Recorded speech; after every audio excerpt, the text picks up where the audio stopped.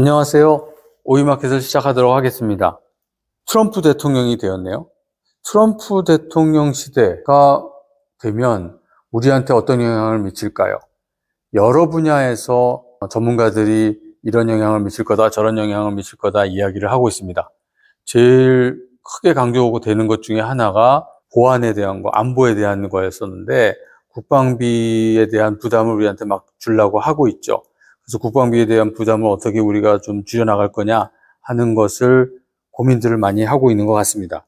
경제 문제와 관련되어서는 관세를 높이겠다고 했으니까 이런저런 경제적 이슈들이 많이 등장을 할 텐데 결국에는 우리 경제는 우리가 책임지고 우리가 스스로 힘을 가져야 되겠다는 생각을 안 할래 안 할 수가 없더라고요. 그래서 제가 계속 오이마켓에서 강조하는 것은 기술로 창업하자는 겁니다. 굉장히 어렵습니다만 기술로 자꾸 창업을 해서 우리가 좋은 회사를 많이 만들어가는 것이 우리나라 경제에도 큰 도움이 되지 않을까. 트럼프 대통령 시대에도 기술 창업을 통해서 우리는 경제 문제를 극복해 나가야 되지 않을까라고 저는 생각을 합니다. 마침 오늘 아침에 전자신문을 보니까 이동기 한국재료연구원 대외협력실장이 쓰신 글이 있더라고요. 그래서 그 글을 좀 공유를 하고 싶습니다. 왜냐하면 이분의 글을 보니까 과학기술의 존재 가치라는 제목으로 썼는데 저 또한 여기에 대해서 120% 동감하는 부분이 있어서 이분의 글을 공유하도록 하겠습니다. 시대가 빠르게 변하고 생활 방식도 빠르게 바뀌고 있습니다. 세상의 트렌드 변화를 재빠르게 캐치하는 것 또한 중요한 시대가 됐습니다.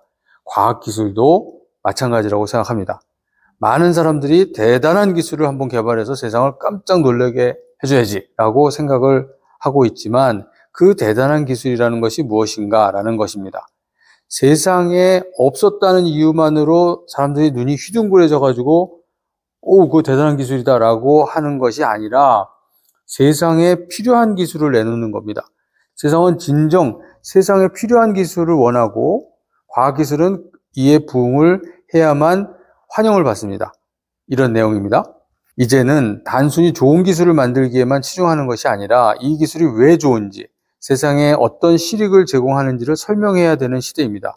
다시 말해서 과학기술도 만들기만 하고 나몰라라 하는 시대는 이미 끝났다.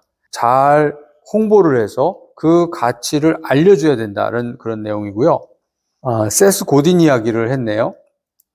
작가이자 기업가인 세스 고딘은 지루함은 곧 죽음이다. 그러면서 소비자를 따분하게 하는 것은 효율적인 가치가 없다고 했습니다.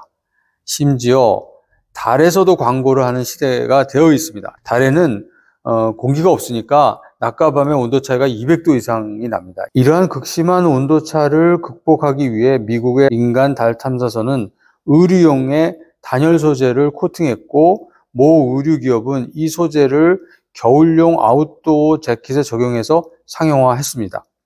과학기술 얘기를 하자면 과학기술도 이렇게 폭넓게 홍보해야 살아남는다는 이야기입니다. 다양한 과학문화 프로그램을 발굴하고 어렵게만 느껴지는 각종 용어와 해석을 좀 더 쉽게 만들어서 이를 통해서 국민과 적극적으로 소통할 수 있어야 됩니다. 우리 국민들이 이해하고 쉽게 받아들일 때 과학기술은 대중화되고 친근감을 전달하면서 새로운 생명을 얻을 수 있습니다. 과학기술이 새로운 생명을 얻어야 된다는 거죠. 그렇다면 어떻게 과학기술을 홍보할 수 있을까요?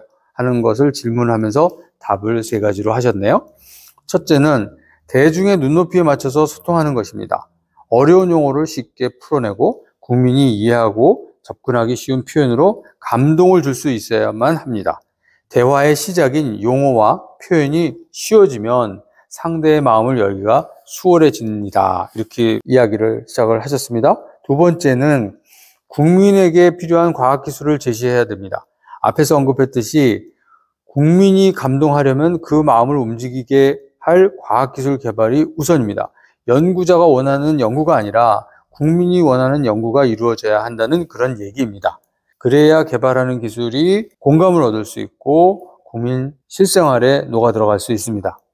3번째 이야기를 마지막으로 하셨는데 아이들의 성장과 교육에 관심을 두는 과학기술이 되어야 된다. 어릴 적부터 과학기술에 관심을 기울이고 이해력을 넓힐수록 잠재력은 더 커집니다. 세계는 여러 차례 산업혁명을 거쳐서 발전을 거듭해 왔고 그때마다 세계는 다양한 모습으로 변모하고 현재에 이르렀습니다. 이는 과학기술의 역사와 일맥상통하는 부분이기도 합니다. 그래서 제가 5차 산업혁명을 주장하고 있습니다.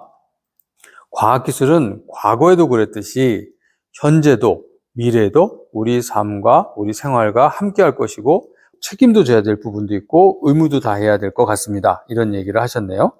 마지막 패러그래프에 보면 그동안의 과학기술과 국민들과의 소통이 되어 있지 않다라는 것을 강조하기 위해서 쓰셨는데 지금까지 과학기술이 안고 있는 치명적인 단점은 소통하지 않았다는 겁니다. 국민들하고 소통하지 않았다는 겁니다. 사회하고 소통하지 않았다는 겁니다. 경제하고 소통하지 않았다는 겁니다. 어떤 존재든 간에 제 역할과 존재의 가치를 명확하게 드러내고 널리 알려야 인정받는 시대입니다. 과학기술을 널리 알리고 소통을 해야 되는 그런 이유가 되겠습니다. 이런 이야기로 글을 마무리하셨는데요. 결국에 우리나라 정부 R&D 예산 30조를 쓰는 가운데에서 많은 과학기술 연구자분들이 열심히 밤새워서 연구를 하지만 사실은 그 기술의 가치는, 그 지식의 가치는 시장에서 찾아야 됩니다. 시장에서 만약에 찾지 않으면 그 지식의 가치, 기술의 가치는 사실 없습니다. 그래서 과학기술의 존재 가치는 중립적인 측면에서 제로입니다. 그런데 이것이 사회에 들어갔을 때, 이게 경제에 들어갔을 때, 이게 예를 들어서 국방에 들어갔을 때 어떤 분야에 들어감으로써 거기서 새로운 가치가 나오는 거겠죠? 그때 가치가 매겨지는 거니까요. 그래야지 과학기술의 존재 가치가 생기는 겁니다. 저는 오이마켓에서 이러한 내용을 계속 강조해 보도록 하겠습니다. 감사합니다.